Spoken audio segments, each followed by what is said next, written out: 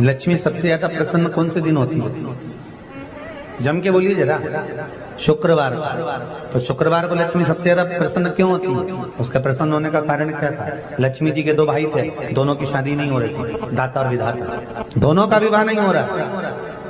और दाता विधाता के लिए लक्ष्मी बड़ी परेशान थी, रोज नारायण से कहती थी प्रभु कुछ कृपा करिए, दाता विधाता का विवाह नहीं हो रहा, उम्र होती चली जा रही है, इनका कुछ करिए प्रभु, आप नारायण आप कुछ तो कर सकते हो। भगवान नारायण ने तब लक्ष्मी से कहा एक काम करो, बेलपत्री के पेड़ के नीचे बैठकर लक्ष्मी तुम अनुष्ठान करो तुम्हारे भाइयों के विवाह के लिए। इसलिए आज भी हमारे हिंदू धर्म की रीति है कि बेलपत्री के पेड़ के नीचे शाम के समय लक्ष्मी का वासा होता है। इसलिए लोग इस बेलपत्री के पेड़ के नीचे तुम्हारा रात्रि को शाम को 6 बजे से लेकर रात्रि को 8 बजे तक तुम्हारा निवास। जैसे पीपल के पेड़ में देवताओं का निवास, आपको आप लोगों ने यदि पद्म पुराण पढ़ी होगी या सुनी होगी तो उसमें स्पष्ट कहा है पीपल के वृक्ष की गणना, ध्यान देना, पीपल के वृक्ष में सुबह 4 बजे से लेकर 7 बजे तक ब्रह्मा जी का वासा होता है। पीपल के वृक्ष में सुबह 7 बजे तक ब्रह्मा जी का वासा, 7 बजे से लेकर 10:30 बजे तक पीपल के वृक्ष में भगवान विष्णु का वासा। कितनी बजे तक?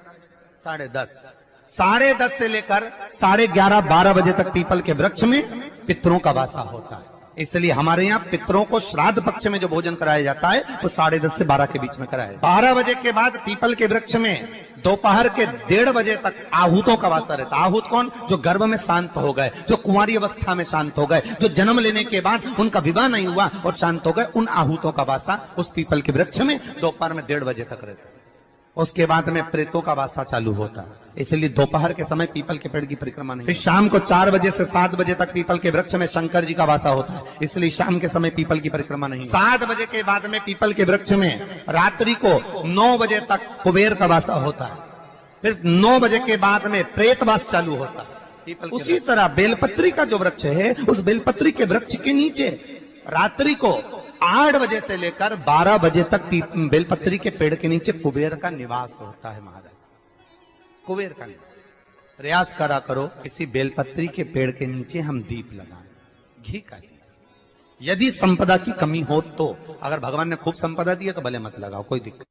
महामृत्युंजय मंत्र का यदि आप जाप करते और आपको मालूम पड़ गया कि शरीर में मुझे ये रोग हो गया है, मुझे शुगर हो गया है, मुझे बीपी हो गया है, मेरा ब्लड प्रेशर ऊंचा नीचा रह रहा है, कोई भयंकर रोग, मेरे रिश्तेदार को कोई कैंसर जैसा रोग हो गया, किसी को कोई थायराइड हो गया, किसी को कोई किडनी और लीवर में सूजन हो गई, किसी को कहीं किडनी और लीवर में तकलीफ हो गई, तो शिव महापुराण की कथा कहती है, नवग्रह शिव महापुराण की कथा कहती है कि बेलपत्री के वृक्ष के नीचे महामृत्युंजय मंत्र का जाप जो शुक्रवार की शुक्रवार घी का दिया लगा कर करता है, उसके रोग बाबा देवाधिदेव महादेव समाप्त करते चले जाते हैं। ये संजीवनी मंत्र शुक्रवार के दिन भगवान शंकर को शुक्र को दिया था, इसलिए उसको शुक्रवार के दिन बेलपत्री के वृक्ष के नीचे बैठ घृत का दिया लगाकर शरीर में जो रोग है उसका स्मरण कर कर शंकर जी से विनय कर कर,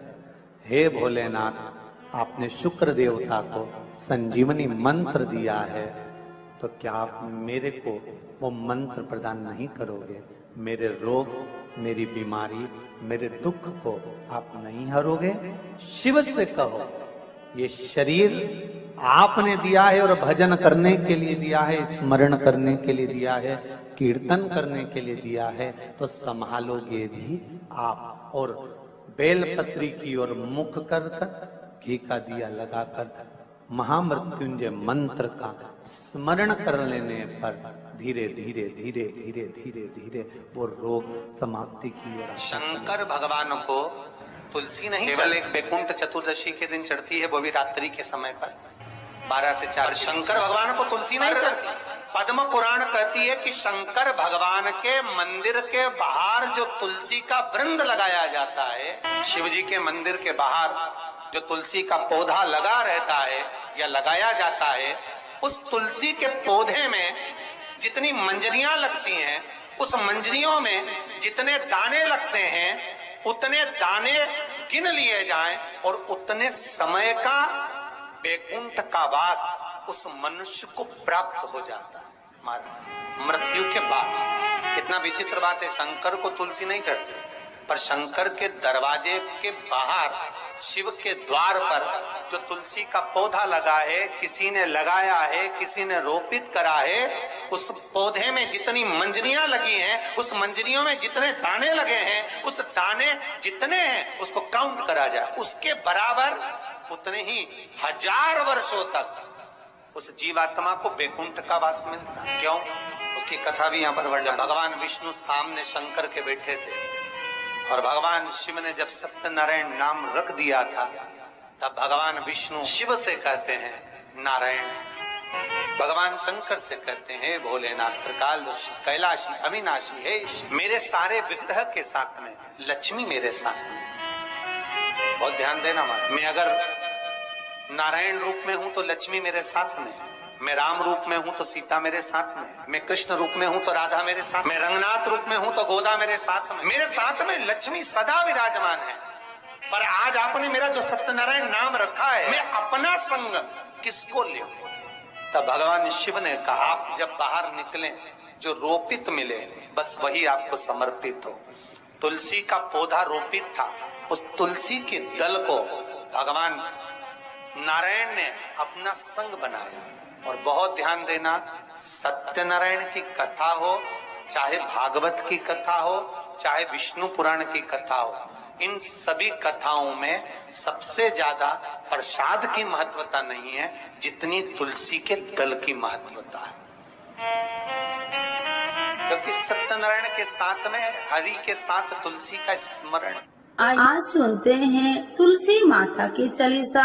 यह चालीसा सुनने से होती है हर रोगों से मुक्ति, मिलती है सुख समृद्धि का आशीर्वाद। तो एक बार बोलिए प्रेम से विष्णु भगवान की जय, तुलसी माता की जय, भगवती माता की जय। श्री तुलसी महारानी करो विनय सिरनाय, जो मम हो संकट विकट दीजे मात नसाय। नमो नमो तुलसी महारानी, महिमा अमित न जाए बखानी। दियो विष्णु तुमको सम्माना, जग में छायो सुयस महाना। विष्णु प्रिय जय जयंती भवानी, तिहु लोक की हो सुख खानी। भगवत पूजा करे जो कोई, बिना तुम्हारे सफल न हो। जिन घर तब नहीं होए निवासा, उस पर करे विष्णु नहीं वासा। करे सदा जो तब नित्य सुमरन, ते ही के काज होए सब पूरन। कार्तिक मास महात्म्य तुम्हारा, जाको जानत सब संसारा। तब पूजन जो करे कुमारी, पावे सुंदर बर सुकुमारी। करे जो पूजा नित प्रति नारी, सुख संपत्ति से होए सुखारी। वृद्धा नारी करे जो पूजन, मिले भक्ति होवे पुलकित मन।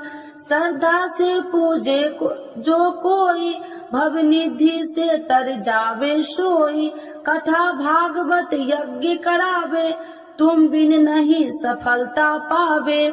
छायो तब प्रताप जग भारी, ध्यावत तुम्हि सकल चितधारी। तुम्हि मात यत्र तंत्र में, सकल काज सीधे होवे क्षण में।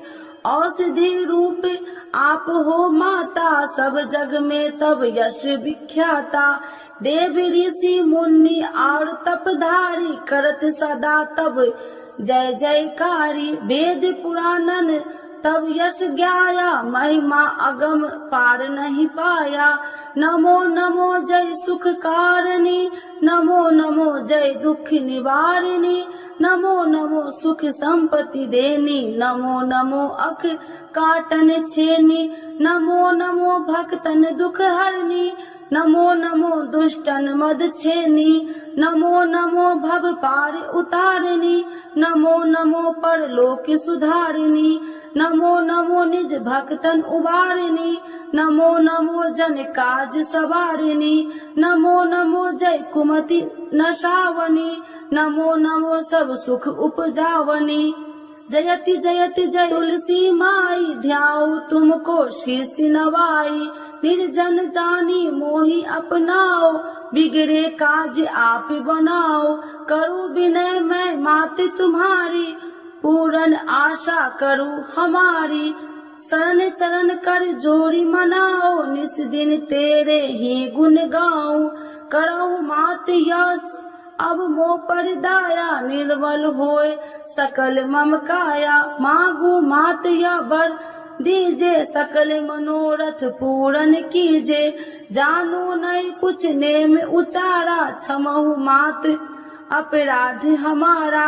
12 मास करे जो पूजा, ताशम जग में और न दूजा। प्रथम ही गंगा जल मंगवावे, फिर सुंदर स्नान करावे। चंदन अक्षत पुष्प चढ़ावे, धूप दीप नैवेद्य लगावे। करे आचमन गंगा जल से, ध्यान करे हृदय निर्मल से। पाठ करे फिर 40 की, स्तुति करे माते तुलसी की। यह विधि पूजा करे हमेशा, ताके तन नहीं रहे कलेशा। करे मास कार्तिक का साधन, शोभे नित्य पवित्र सिद्ध होई जाई। है यह कथा महा सुखदाई, पढ़े सुने सो भव तर जाई। यह श्री तुलसी चालीसा, पाठ करे जो कोई।